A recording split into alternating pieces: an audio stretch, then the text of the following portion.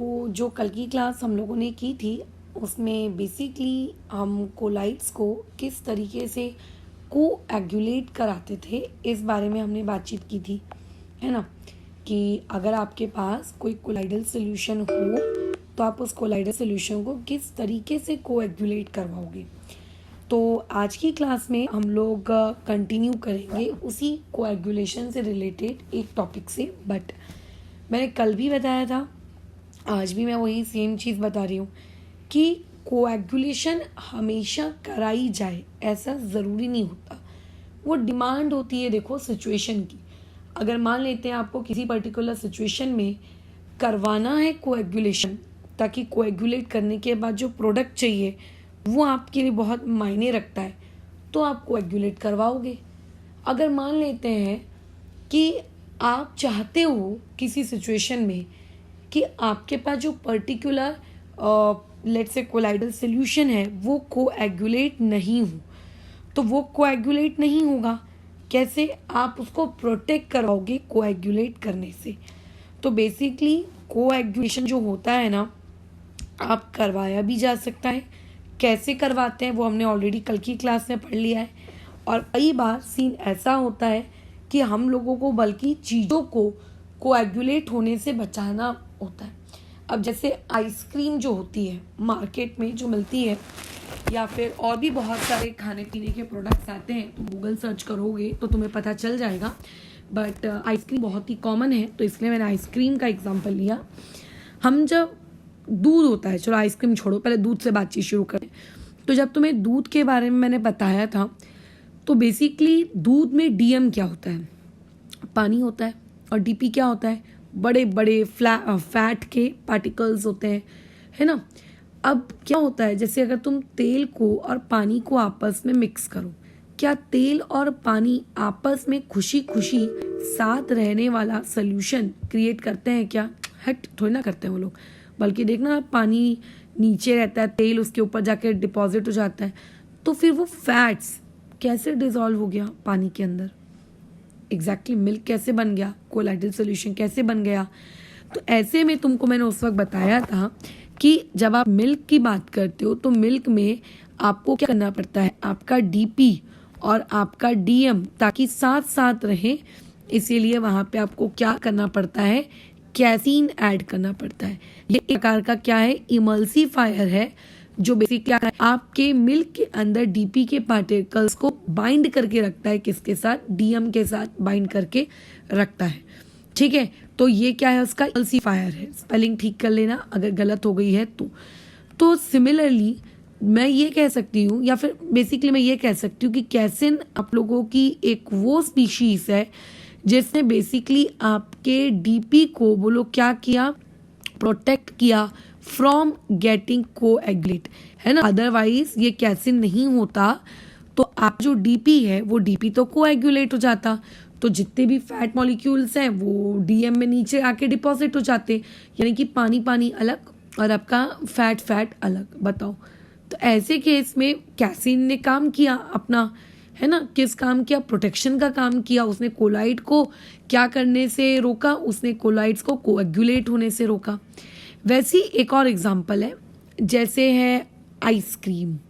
हमें ऐसा लगता है कि हम जो आइसक्रीम मार्केट में खा रहे हैं, अगर लेट्स से वैनिला फ्लेवर खा रहे हो तो अच्छा इसमें असली की वैनिला यूज़ की गई होगी।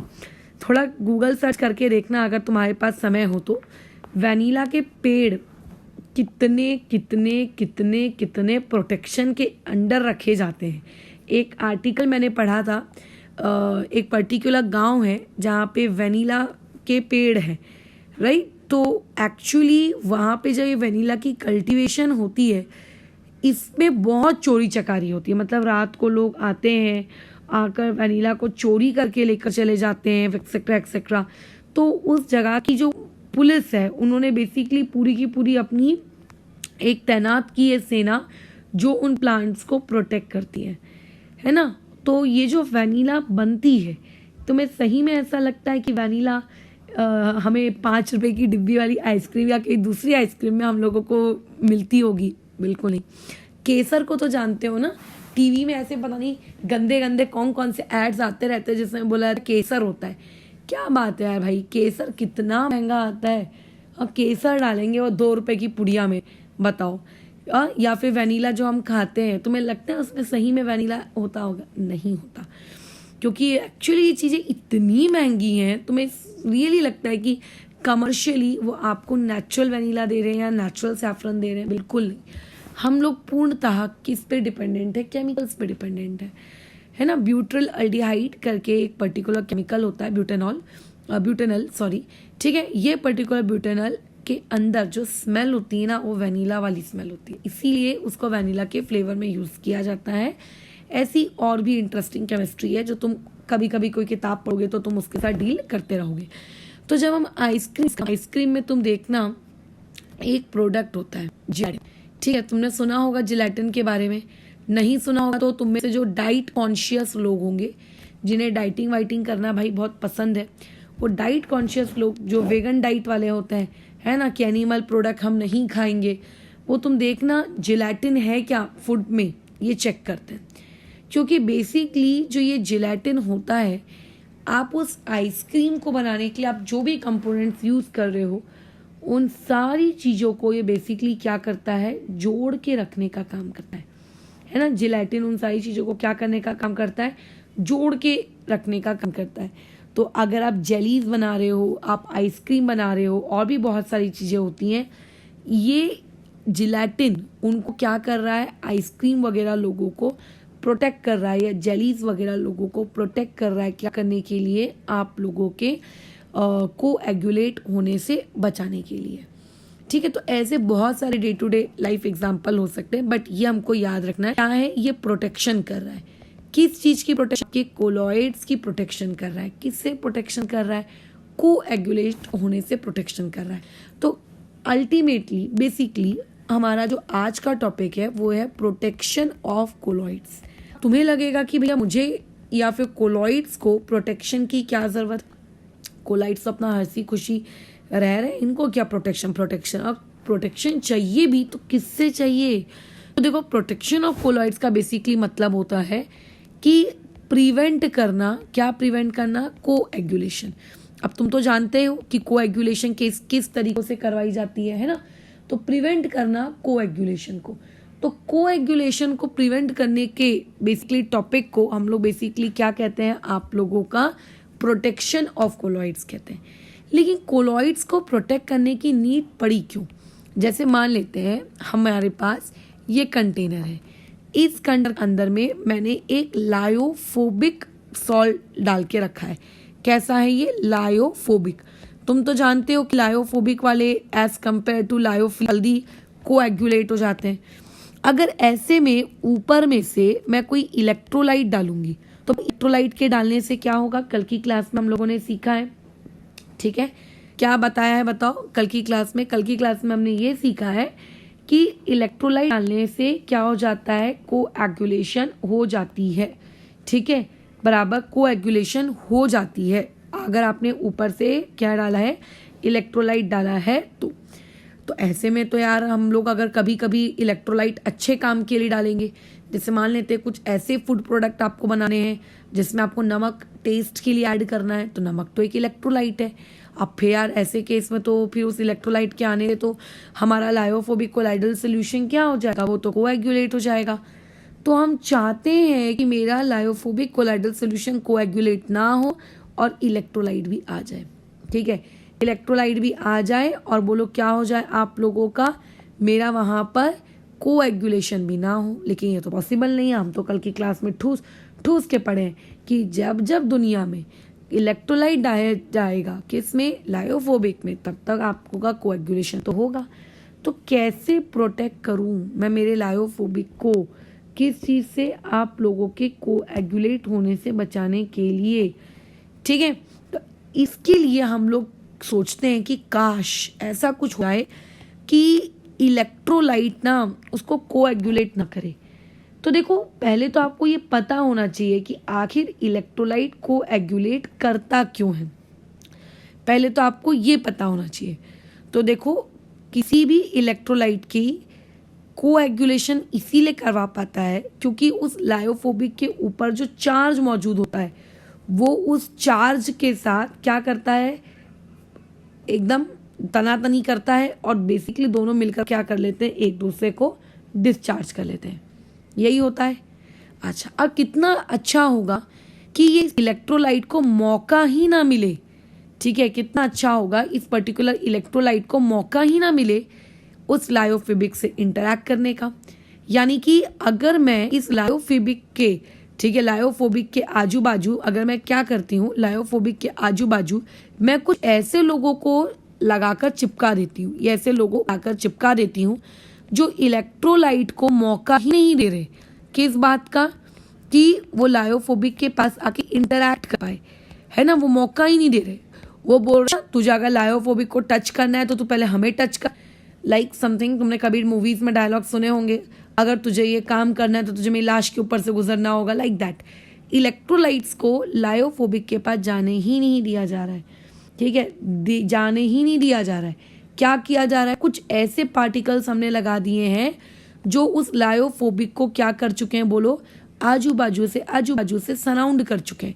तो आजू बाजू से बोलो सराउंड करने से क्या होगा कि अब जब इलेक्ट्रोलाइट आएगा तो क्या वो इलेक्ट्रोलाइट उस पर्टिकुलर लायोफोबिक को टच कर पाएगा, क्या नहीं कर पाएगा, यानी कि कोई इंटरेक्शन नहीं हो रही। अब जब कोई इंटरेक्शन ही नहीं हो रही, ठीक है, किसी भी प्रकार की नो इंटरेक्शन किसके बीच में, बताओ, बिटवीन इलेक्ट्रोलाइट, ठीक है, बिटवीन इलेक्ट्रोलाइट एंड लायोफोबिक, तो ऐसे में मुझको बताओ कैसे कोएगुलेशन होगी, कोएगुलेशन नहीं होगी, है ना, किसी भी प्रकार की कोई कोएगुलेशन नहीं। अब जब कोएगुलेशन ही नहीं होगी तो मैं कह सकती हूँ कि मेरा जो पर्टिकुलर कोलाइड है वो प्रोटेक्ट हो गया। तो बेसिकली मैंने मेरे लायोफोबिक को प्रोटेक्ट किया। लायोफिलिक को प्रोटेक्ट होने की जरूरत नहीं है, हमने ऑलरेडी कल क्लास में डिस्कस किया है, वो लोग एक्सट्रीमली स्टेबल होते हैं और इलेक्ट्रोलाइट के आने से या इलेक्ट्रोलाइट के जाने से उनको वैसे भी कोई फर्क नहीं पड़ता, है ना। तो ये क्या है, अंडरगो प्रोटेक्शन, उसकी प्रोटेक्शन हो गई, बताओ, एकदम खुशी खुशी रह रहा है। तो ये प्रोटेक्शन किसकी हुई, कौन प्रोटेक्ट हुआ, तो प्रोटेक्ट हुआ एक लायोफोबिक सॉल। किसने प्रोटेक्ट किया, वो पार्टिकल्स जो उसको सराउंड करके रखे थे, उन पार्टिकल्स ने उसको सराउंड किया और उन्होंने उसको प्रोटेक्ट किया। बट एक बात बताइए, ये पार्टिकल्स आखिर है, अब देखो, लायोफोबिक को अगर आप प्रोटेक्ट कर रहे हो तो ऑब्वियसली सराउंडिंग में आप ऐसे पार्टिकल्स तो डेफिनेटली नहीं लगाओगे जो खुद लायोफोबिक हो।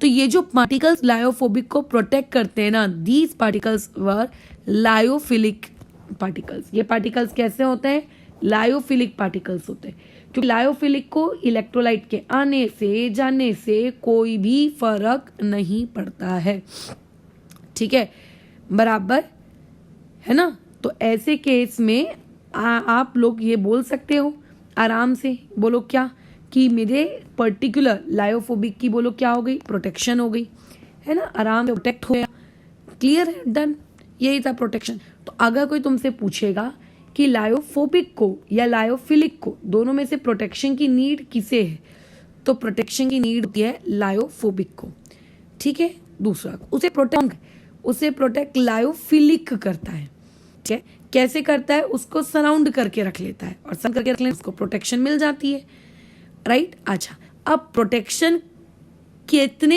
एक्सटेंट तक हुई, जैसे कल हम लोगों ने टॉपिक क्या पढ़ा था कि कोएगुलेशन कितने एक्सटेंट तक हुई, है ना, कितने एक्सटेंट तक हुई, इसको डिटरमाइन करने के लिए हमने एक टर्म कल इंट्रोड्यूस किया था, that term was known as what, आप लोगों का कोएगुलेटिंग पावर। तो वैसे ही आज हम लोगों का कंसेप्ट है कि आप लोगों की कोएगुलेशन नहीं होनी चाहिए। तो कोएगुलेशन नहीं होनी चाहिए, इसके लिए बोलो क्या करोगे, आप उस पर्टिकुलर के अंदर लायोफिलिक को डालोगे, लायोफिलिक आएगा, लायोफिलिक होने से बचाएगा, यही होगा ना। तो बेसिकली टर्म इंट्रोड्यूस करते हैं जिस टर्म का नाम होता है गोल्ड नंबर। इस टर्म का नाम होता है, बोलो क्या, गोल्ड नंबर। कि गोल्ड नंबर वाला आखिर है क्या, ठीक है, चलो देखते हैं। अब मान लो आप लोगों के पास एक कोलाइडल सोल्यूशन है, देखो कितने ml का कोलाइडल सोल्यूशन है वो तो पर्सन टू पर्सन वेरी करेगा।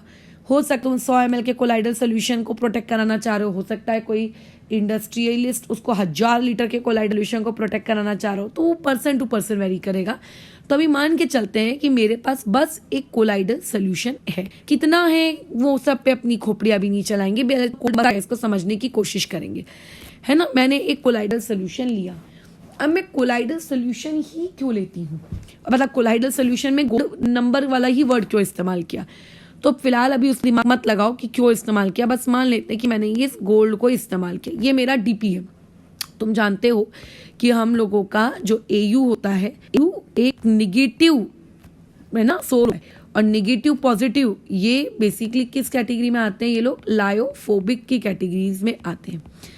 अब मैं चाहती हूँ कि गोल्ड को प्रोटेक्ट किया जाए। क्यों प्रोटेक्ट करना है, ऊपर से तुम इलेक्ट्रोलाइट डाल रहे हो। अरे मैडम तो ना मत डालो ना, भैया मेरे हाथ में नहीं है, मुझे डालना तो है क्योंकि कुछ पर्पस होगा, इलेक्ट्रोलाइट को डालने से कुछ मिल रहा होगा हमको, अच्छी चीज कुछ प्रोडक्ट बन रहा होगा, तो इलेक्ट्रोलाइट तो डालना है।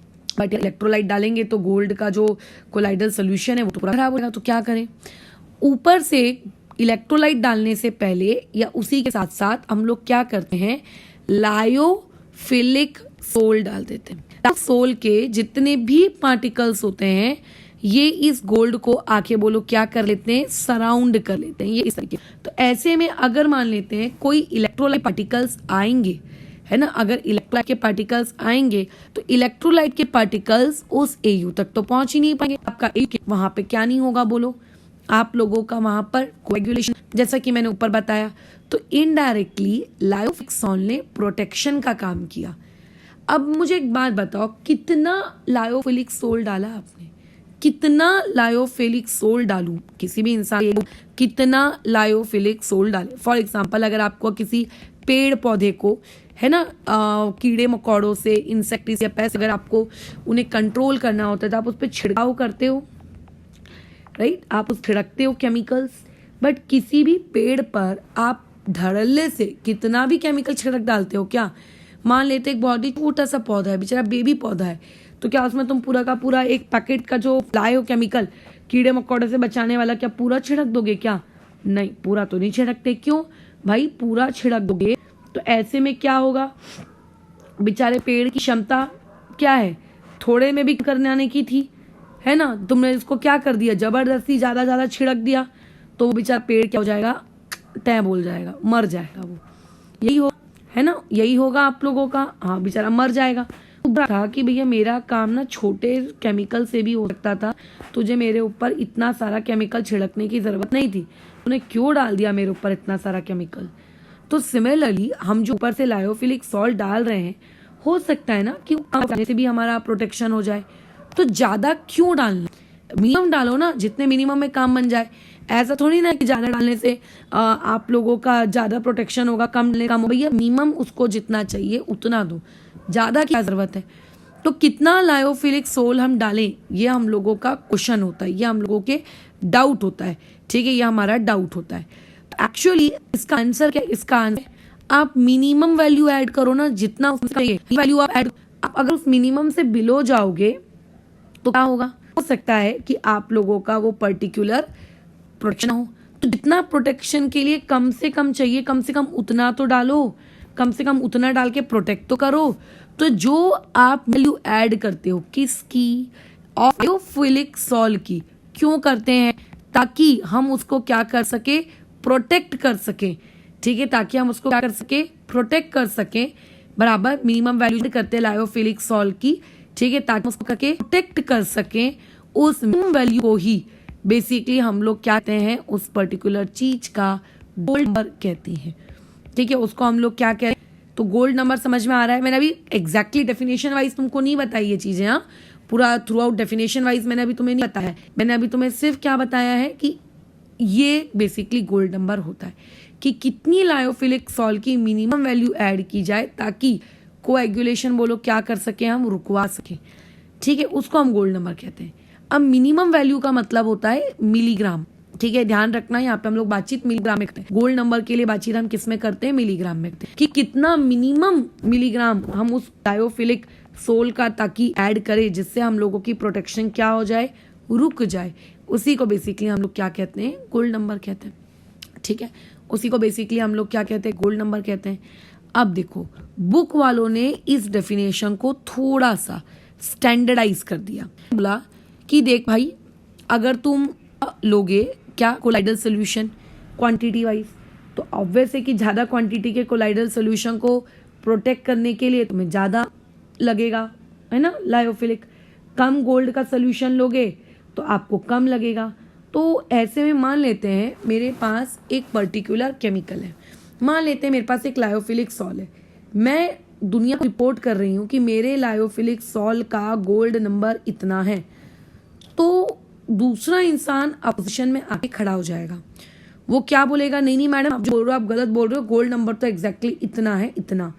हम दोनों के बीच में तू मैं शुरू हो गई, नहीं नहीं मेरा सही है, नहीं नहीं मेरा सही है। तो फिर देखा ने आके कि अरे यार दोनों में आखिर डिफरेंस आ क्यों रहा है, मतलब ओपिनियन में। तो ये देखती हैं कि मैंने जो कैलकुलेशन की वो एक कोलाइडल सोल्यूशन को लेकर की, और जो दूसरा इंसान है उसने कोलाइडल सोल्यूशन को लेकर कैलकुलेशन कैसी की, 1 ml को लेकर की। तो फिर बताओ डिफरेंस ऑफ ओपिनियन तो आएगा ही ना। अगर मैं 1 लीटर को लेकर प्रोटेक्शन करवाऊंगी और एक दूसरा इंसान 1 ml को प्रोटेक्शन करवाएगा तो डेफिनेटली वहां पे आप लोगों को कुछ ना कुछ कॉन्ट्रडिक्शन तो मिलेगा ही मिलेगा रिजल्ट में। फिर तो ऐसे में ना मैं बोला कि चलो एक काम करते हैं, अपन सारी सिचुएशंस को स्टैंडर्डाइज कर देते हैं। कैसे स्टैंडर्डाइज कर दें कि गोल्ड सोल्यूशन लोगे, मतलब जो कोलाइडल सोल्यूशन लोगे, ये कोलाइडल सोल्यूशन आप कितना लेने का, आपको 10 ml लेना है। अगर गोल्ड का आपको गोल्ड नंबर निकालना है, अगर आपको गोल्ड नंबर निकालना है ताकि डिफरेंस ऑफ ओपिनियन लोगों के बीच में क्रिएट ना हो, तो आप एक काम करिए, जो आप कोलाइडल लोगे उतना 10 ml लेने का, है ना। कोलाइडल सोल्यूशन कितना लेने का, 10 ml लेने का। अच्छा, बहुत ही बढ़िया है। अब देखो इलेक्ट्रोलाइट है, तो जो इलेक्ट्रोलाइट डाला जाए उस इलेक्ट्रोलाइट की कंसंट्रेशन को किया गया, ठीक है, उस इलेक्ट्रोलाइट की कंसंट्रेशन को भी बोलो क्या कर दिया गया, फिक्स कर दिया गया। ऐसा नहीं कि कितना भी पावरफुल इलेक्ट्रोलाइट ले लो चलेगा, ऐसा नहीं किया उन्होंने बोला कंसंट्रेशन फिक्स करो। ऐसा नहीं चलेगा कि कभी ज्यादा कंसंट्रेशन का कभी कम कंसंट्रेशन का। तो हमने बोला चलो ठीक है, बताओ कितनी कंसंट्रेशन का आपको वो इलेक्ट्रोलाइट चाहिए, जो इलेक्ट्रोलाइट में डाल रही हूँ बताओ उसकी आप कितनी वैल्यू में सेट करूँ, आप क्या लेना चाह रहे हो बता दो।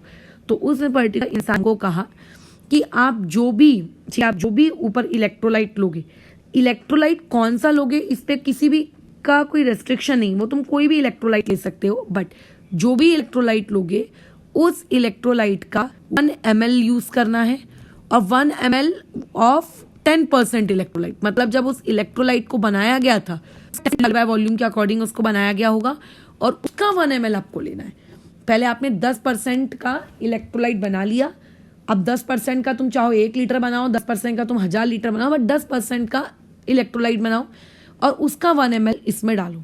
और ऐसे केस में अब बताओ कि क्या आप बोलो कि अब आप लोगों को कितना क्या लगेगा, अब आप लोगों को कितना क्या लगेगा, आपके पास कितना लायोफिलिक लगने वाला है, कितना लायोफिलिक मिलीग्राम में, कितना लायोफिलिक मिलीग्राम में लगेगा, कितना लायोफिलिक मिलीग्राम में लगेगा, ताकि कोएगुलेशन ना हो सके, ठीक है, ताकि मिनिमम कितना लायोफिलिक मिलीग्राम में लगेगा ताकि कोएगुलेशन ना हो सके। इसी बेसिकली इस चीज को हम लोग क्या तो ही है कि गोल्ड नंबर होता क्या है, बट उसको थोड़ा रिडाइज कर दिया गया है ना, कि कोलाइडल सोल्यूशन इतना ml लो, ताकि ऐसे केस में दुनिया के अलग अलग लोग अगर एक ही पर्टिकुलर चीज का गोल्ड नंबर कैलकुलेट कर रहे हैं तो ऐसे में उन सब के आंसर में वेरिएशन नहीं होना चाहिए। अब देखो कुछ बहुत ही स्टैंडर्ड क्या है आप लोगों के पास, लायोफिलिक सॉल्व्स है। गोल्ड नंबर ना किसका जाता है, लायोफिलिक का निकल जाता है, किसका गोल्ड नंबर निकलता है। तो लायोफिलिक सॉल्व बहुत सारे हैं हमारे पास, उनमें से कुछ कॉमन बहुत ही फेमस लायोफिलिक सॉल्व के गोल्ड नंबर निकाले गए। अब मान लेते हैं श्रेयन काम दिया जिलेटिन का निकालने के लिए और मुझे भी काम दिया जिलेटिन का निकालने के लिए। श्रेयन ने जिलेटिन का निकाला 10 ml कोलाइडल सोल्यूशन, मैंने ला 500 ml लेकर, तो डेफिनेटली अमाउंट ना, तो इसीलिए उन्होंने बोला यार सबका अमाउंट सब अलग ताकि ना आए, अपन एक काम कर देते सबको फिक्स कर देते हैं। तो उन्होंने सभी लोग वॉल्यूम बोलो कितना लेना, 10 ml लेना। तब आप लोगों को जो मिनिमम वेट की मतलब उसको कोएगुलेट होने से बचाने के लिए तब आप उसको कहना कि मेरा गोल्ड नंबर है। तो कुछ देखो डेटा है, ये डेटा अपना याद रखने हैं कि लायोफिलिक सॉल्व अगर जिलेटिन होता तो उसका गोल्ड 10 ml वालों के लिए इतना होता, फॉर 10 ml कैसीन होता तो उनके इतना आप लोगों को लगेगा। ये हीमोग्लोबिन के 0.03 और इन सभी के गोल्ड नंबर निकालने के दौरान क्या गया, रखा गया गोल्ड को रखा गया। इसीलिए इस पर्टिकुलर टॉपिक को क्या रखा जाता है, गोल्ड। डेटा आपको याद रखना है, ठीक है, इससे न्यूमेरिकल्स पूछे जाते हैं, सीधे सीधे पूछे जाते हैं, तो ये होना चाहिए। लेकिन हाँ, ये सारा का सारा डेटा किसके लिए रहा है? 10 ml के लिए। यानी कि अगर आपके पास 10 ml का लायोफोबिक होगा और फिर आप इलेक्ट्रोलाइट 1 ml ऑफ 10% वाला डालोगे तो इतना गोल्ड नंबर निकल आएगा, तो इतना गोल्ड नंबर निकल के आएगा। अब तुम खुद सोचो, जैसे मैंने कल एक एग्जाम्पल दिया था, अगर आपके पास एक कोई दवाई है, 500 mg की दवाई है, आपको डॉक्टर ने खाने को कही, आपने बड़े मजे से खा ली, है ना। अब वो दवाई आपने खाई, मान लेते हैं आपको मार्केट में अगले दिन आपको या फिर से खानी थी, आपको नहीं मिल रही, तो केमिस्ट लोग यूजुअली कहते हैं कम mg वाली है, हम आपको वो दे देते हैं। 100 mg की दवाई ले आए, है ना, एक दवाई की टैबलेट 100 mg की है। अब ऐसे केस में अगर आप कोई तुमसे ये पूछेगा कि भाई मुझे एक बात बता, अब तू कितनी टैबलेट्स खाए, तो अभी तुम 5 खाओगे ना, अब तुम एक थोड़ी ना खाओगे। तुम एक तो तब खाते थे जब तुम्हारे पास एक टैबलेट 500 की थी, अब तो तुम्हारे पास टैबलेट 5 है, तो तुम तो 100 वाली खाओगे, वो भी 100 × 5 = 500। तो इसका मतलब अगर किसी की क्या है बोलो, ज्यादा गोल्ड नंबर है, मतलब अगर उसका गोल्ड नंबर बोलो कैसा है, ज्यादा है ना, उसकी ताकत अच्छी है, गोल्ड नंबर ज्यादा है मतलब ज्यादा क्वांटिटी, गोल्ड नंबर ज्यादा मतलब होता है ज्यादा क्वांटिटी का आपको 100 लग रहा है। Gold number is nothing but it, कितना आपको लायोफिलिक सॉल लग रहा है टू प्रोटेक्ट कोएगुलेशन या to prevent coagulation, that is basically a gold number. तो अगर गोल्ड नंबर माने किसी चीज का ज्यादा है, तो बेसिकली मैं ये भी कहती हूँ जो वेट रिक्वायर्ड ज्यादा है, और अगर वेट रिक्वायर्ड ज्यादा है किसी भी काम को मतलब उसके काम को करने की जो क्षमता है वो अच्छी नहीं। टीवी ऐड आता था, देखो डिस्प्रिन वाली दवाई का, एक पर्टिकुलर इंसान सर दर्द हो रहा है, एक गोली खा रहा है, 2 गोली खा रहा है, उसका सर दर्द ही नहीं जा रहा है भाई, फिर वो खाता है एक डिस्प्रिन की गोली और उसका सर दर्द चला जाता है। मैं प्रमोट नहीं कर रही हूँ डिस्प्रिन को, ठीक है, बट एक गोली खाता है उसका सर दर्द चला जाता है। तो बेसिकली बताने का मीनिंग है कि किसी की पावर ज्यादा होगी, ठीक है, तो उसकी क्वांटिटी आपको कम लग जाएगी, अगर उसकी पावर कम होगी तो क्वांटिटी आपको ज्यादा लगेगी। चलो किचन से रिस्पेक्ट में बात करते हैं, तो मान लेते हैं खाने में अपन मिर्ची पाउडर यूज करते हैं, है ना। मिर्ची पाउडर अगर मान लेते बहुत तीखा है तो थोड़ा सा डालोगे तो ही बहुत तीखापन क्रिएट हो जाएगा, बट अगर फीका सा मिर्ची है, फीकी मिर्ची पाउडर भी आते हैं, तो उसकी क्वांटिटी फिर आपको ज्यादा यूज करनी पड़ेगी ताकि उसका कुछ तो असर आए आपके खाने में। ऑब्वियस है कि अगर गोल्ड नंबर ज्यादा है मतलब वेट रिक्वायर्ड ज्यादा है, इसका मतलब उसकी जो प्रोटेक्ट करने की क्षमता है वो प्रोटेक्ट करने की तो इसका मतलब मैं ये लिख सकती हूँ कि किसी भी लायोफिलिक लिए अगर उसका गोल्ड नंबर ज्यादा होता है, इट मीन्स उसकी जो प्रोटेक्शन है कम होती है, ठीक है। तो ये याद रखोगे कि प्रोटेक्शन एबिलिटी के साथ क्या है, राइट। अच्छा, अब देखो फॉर्मूला बेस्ड यहाँ पे कैसे डेफिनेशन पता होनी चाहिए, ठीक है। डेफिनेशन अगर आपको पता है ना तो आप कर सकते हो। क्या है डेफिनेशन? 10 ml के लिए, 10 ml लायोफोबिक के लिए कितना मिलीग्राम, मिलीग्राम वर्ड ध्यान रखना, कितना मिलीग्राम आपको लग रहा है, क्या आप लोगों को पर्टिकुलरली लायोफिलिक, उसी को गोल्ड नंबर कहते हैं। अब सुनो ध्यान से, मान लेते हैं प्रियांशु बाबा के पास क्या है, उसके पास x ml ऑफ है, उसके पास x ml of like sol है। कितना ml है लायोफिलिक सॉल? अब मैं उसको ये कह रही हूँ कि तुझे x ml के लिए कितना ग्राम, कितना मिलीग्राम, सॉरी उसने बोला मैडम W मिलीग्राम मुझे क्या लग रहा है लायोफिलिक रिक्वायर्ड है। तो अगर मैं पूछूंगी कि बता प्रियांशु तेरे एक लायोफोबिक सॉल होता तो उसके लिए इतना वेट लगता, तो वो सिंपली वो इंसान बोलेगा कि आप मैथ्स कर लो कि अगर x ml के लिए लायोफिलिक तो 1 ml के लिए कितना लग रहा होगा, ml के लिए लग रहा होगा। ये बात समझते हो? सादी मैथ्स की हूं मैंने, कुछ और तो नहीं किया। अच्छा, बट हमने अभी जो ऊपर स्टैंडर्ड डेफिनेशन बनाई, वो अपनी स्टैंडर्ड डेफिनेशन क्या कहती है कि हम लोगों को ये 10 ml के लिए निकालना होता है।